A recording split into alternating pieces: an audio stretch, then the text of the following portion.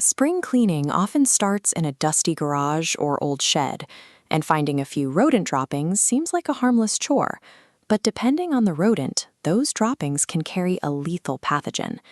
This image shows the deer mouse. Notice its large ears and long tail. In North America, this specific mouse is the primary carrier of a group of viruses known as Hantavirus. The danger lies in how the virus travels. When deer mouse droppings dry out, any physical disturbance launches the viral particles into the air.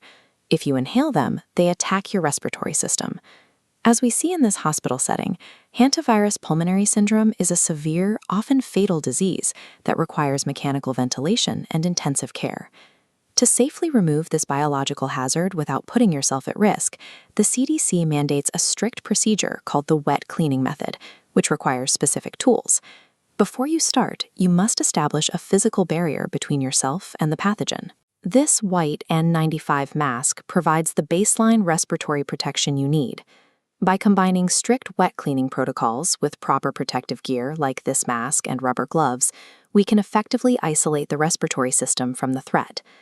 The most common and deadly mistake people make is reaching for a broom or a vacuum to clean up dry droppings.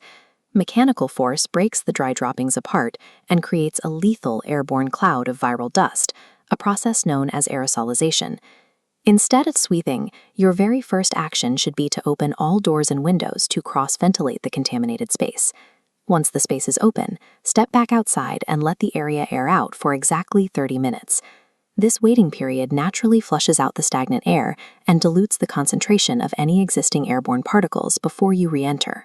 Patience and natural airflow act as an invisible first layer of personal protective equipment, securing the environment before you ever touch the mess. While the space airs out, put on your N95 mask and a pair of rubber or plastic gloves. Next, prepare your chemical neutralizer.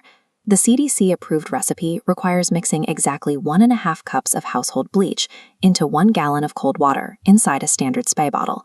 This specific 10% bleach concentration is required to physically break down the protective lipid envelope that surrounds the hantavirus.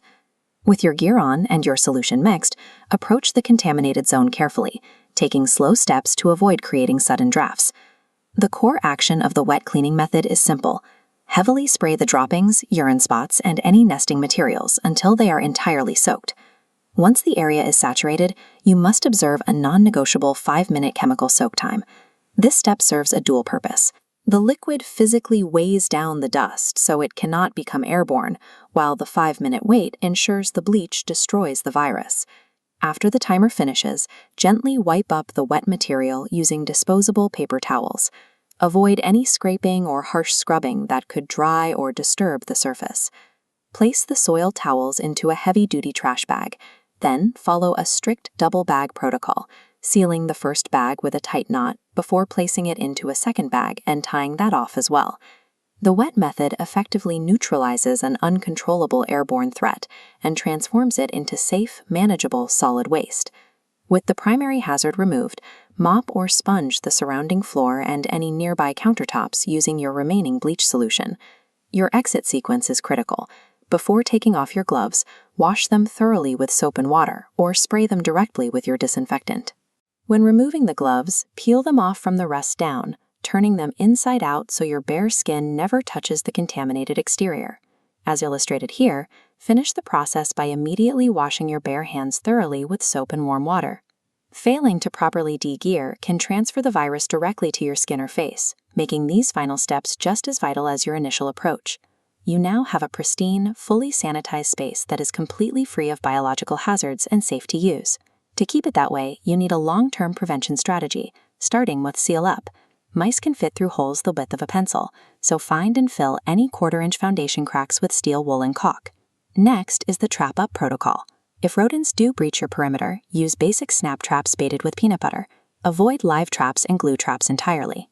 These traps induce severe stress, causing the rodent to urinate and actively spread the virus around the trap site. Proper environmental sealing, paired with the strict wet cleaning methodology, ensures you will never have to face